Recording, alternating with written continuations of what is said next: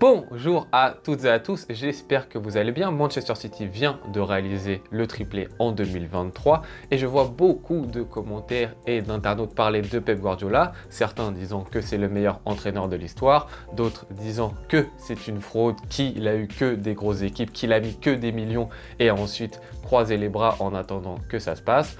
Bah écoutez, on va faire un petit bilan, on va argumenter là-dessus et on va donner une réponse.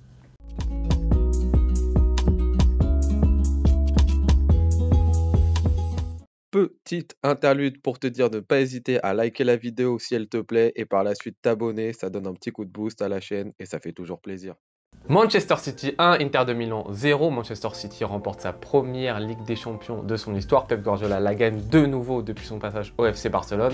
Un passage dont certains expliquent déjà ce n'est pas un exploit de la part de Guardiola.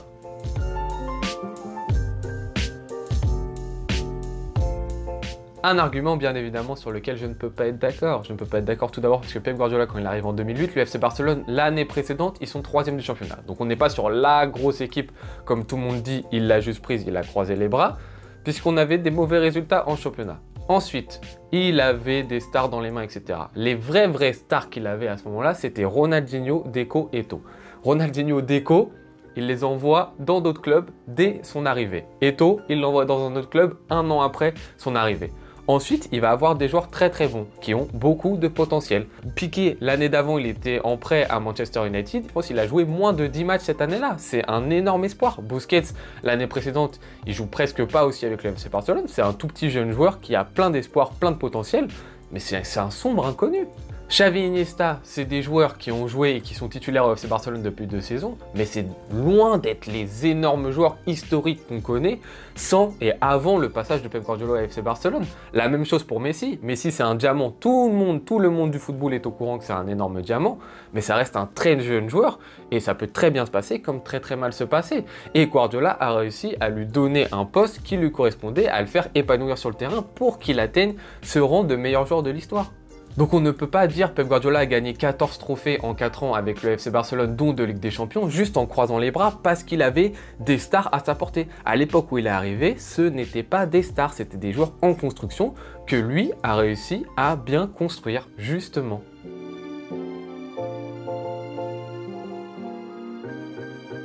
Ensuite, Pep Guardiola arrive au Bayern Munich. Bayern de Munich, il gagne 7 trophées en 3 ans, donc une moyenne de plus de 2 trophées par saison.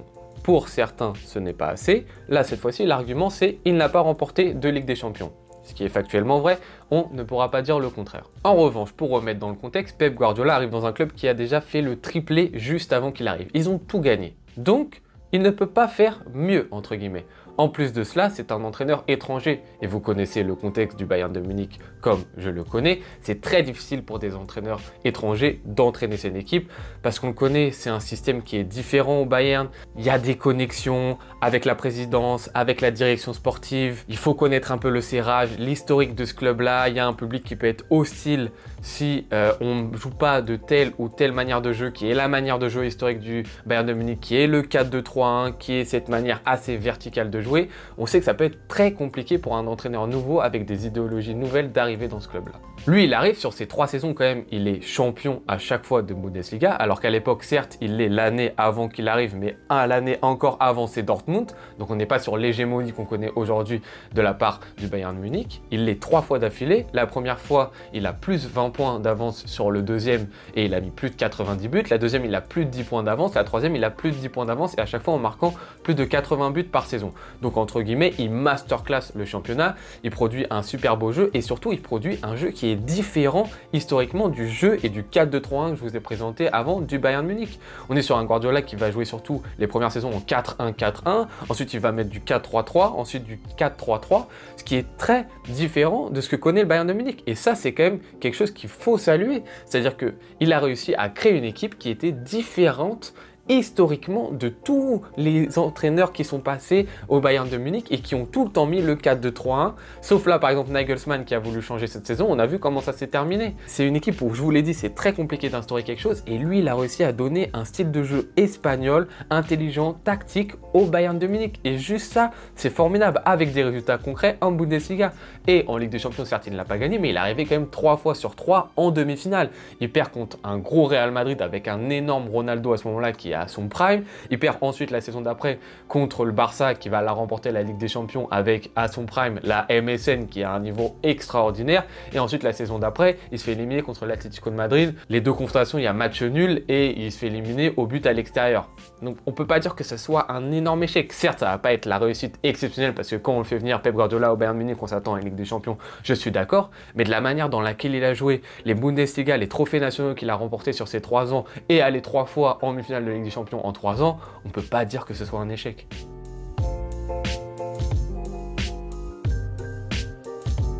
Enfin, il arrive à Manchester City, une première saison, et ça je l'accorde, c'est factuel, assez compliqué. Il se qualifie certes en Ligue des Champions, mais il est assez mal classé en championnat et il va pas loin du tout en Ligue des Champions. Première saison très compliquée. Il enchaîne ensuite, dès sa 2e saison, il est champion d'Angleterre. Dès sa 3e saison, il est champion d'Angleterre. La 4e saison, il ne l'est pas. La 5e, il l'est. La 6e, il l'est. Et la 7e, il l'est. Et bien sûr, comme pour les autres clubs, ce n'est pas assez. Gagner 5 premières ligues en 7 ans pour Pep Guardiola, il manque quelque chose. Il manque apparemment la Ligue des Champions pour prouver que c'est un grand entraîneur, parce qu'il l'a gagné avec le grand Barça, avec bien sûr les joueurs stars qu'il avait en croisant les bras. Depuis, il ne l'a pas gagné. Du coup, arrêtez de dire que c'est le meilleur entraîneur du monde, parce que 5 premières ligues en 7 ans, ça ne veut rien dire. Déjà, cet argument, vous comprenez, pour moi, c'est quand même très très compliqué, surtout que bon, les 5 fois où il a gagné la première ligue, il l'a quand même gagné d'une manière où à chaque fois il a réinventé son football. Il a été certainement la plus belle équipe d'Angleterre à avoir joué sur ces 7 dernières années-là. Qu'il a été en confrontation avec un énorme Liverpool, qu'à chaque fois il a atteint des scores des plus de 90 points dans des championnats d'Angleterre, ce qui est faramineux. Donc entendre ce genre d'argument, vous comprenez que pour moi c'est assez compliqué. Et finalement, il la remporte. Il la remporte cette année, la Ligue des Champions, en 2023, après avoir été en finale en 2021, avoir été en demi-finale en 2022 contre le Real, et je répète une nouvelle fois, sur une double confrontation, ou certainement sur le match, il mérite quand même beaucoup de se qualifier. Là, il l'a remporté. Donc non, ça aurait dû mettre fin au débat.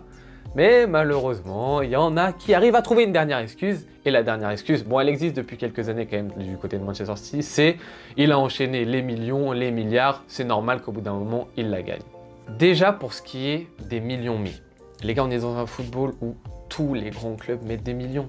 Tu prends un Manchester United qui a du Sancho, qui a du Pogba, qui a du Anthony, qui a du Maguire, qui achète du Martial sur ces dernières années, est-ce que pour autant Manchester United, ils ont les mêmes résultats qu'a eu Manchester City? Non. Quand on voit du Chelsea qui aligne les millions et les millions, surtout en plus cette année, mais qui les enchaînait aussi avant et qui galère, qui cette année est je pense le 9e ou 8e de Première Ligue, malgré les millions qu'ils ont mis. Vous pouvez pas me dire que les autres clubs ne mettent pas autant de millions. Quand tu prends un concurrent direct à Manchester City qui est Liverpool et qu'on me dit oui, Liverpool ne met pas les millions, Liverpool ne met pas les millions parce que Klopp a décidé sportivement qu'il ne voulait pas remplacer son milieu de terrain. On lui a donné les moyens de le faire. Il a décidé que pour son équipe, ce n'était pas une bonne solution. C'est pas qu'il les a pas, c'est que sportivement, il décide que ce n'est pas un bon choix. Et quand il décide que c'est un bon choix, il peut aligner une centaine de millions sur Nunez, par exemple cette année, pour changer de numéro 9.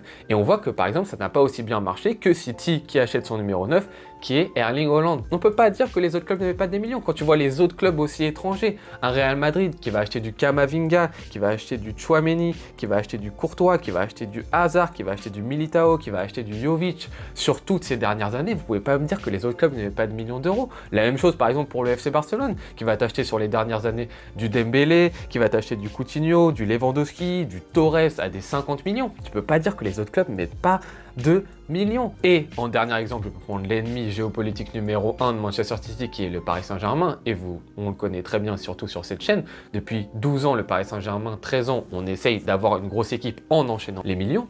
et on n'y arrive pas. Donc les millions, ils ne peuvent pas résoudre tout. Certes, Manchester City a mis des millions, mais au même titre que les autres clubs dans lesquels ils sont en compétition directe en la Ligue des Champions et aussi en Première Ligue, parce qu'en Première Ligue, il y a plein de clubs et des clubs inconnus comme des Nottingham Forest qui explosent les plafonds de verre en termes de millions. Donc on ne peut pas tout expliquer sur les millions. Ensuite, de la même manière que lorsqu'il était au Barça, m'expliquer qu'il a que des stars avec lui, ce n'est pas également, je trouve, un bon argument. Parce que hormis Haaland qu'il a acheté cette saison, qui lui c'est une star, quand il l'a recruté, c'était une star Haaland.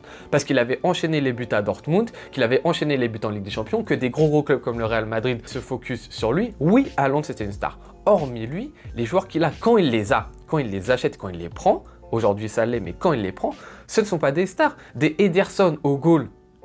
Vous savez dans quel club il a joué Ederson avant d'être au goal à Manchester City? Des Nathan Ake.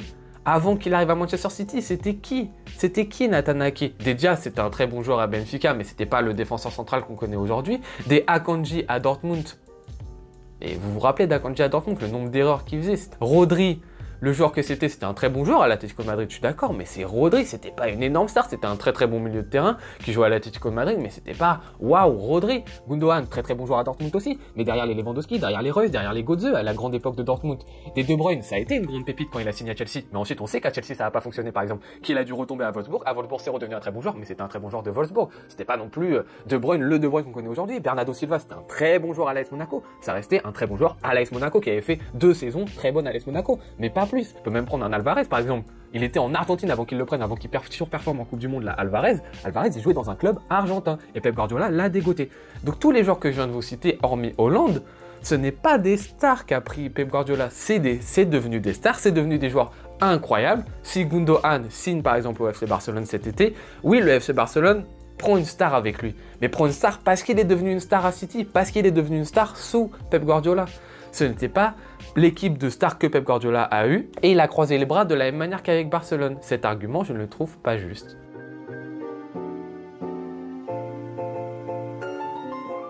Selon moi, et pour les raisons que je viens de vous citer, tous les passages de Pep Guardiola dans ces différents clubs sont une réussite. 14 trophées au FC Barcelone, 7 trophées au Bayern de Munich, 14 trophées à Manchester City.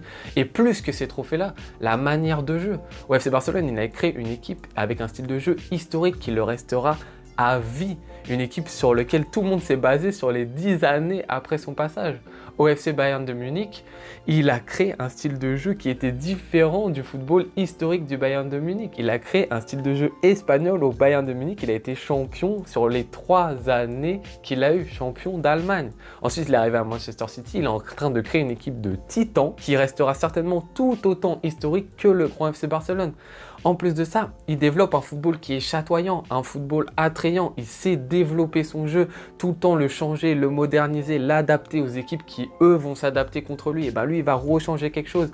Il développe les joueurs. Il a fait passer Messi d'un ailier à un numéro 10. Il a fait passer un Philippe Lam d'un arrière droit à un milieu relayeur. Il a fait passer un Stones d'un défenseur central à un milieu beaucoup plus haut sur le terrain. Il a fait changer des structures de jeu. Il a amené un 4-3-3 au FC Barcelone avec un énorme pressing. Il a ensuite amené le 4-1-4-1 au Bayern de Munich. Il a ensuite là amené un style de jeu à Manchester City où des fois c'est basé avec des arrières de côté qui vont beaucoup plus se recentrer dans le demi-espace.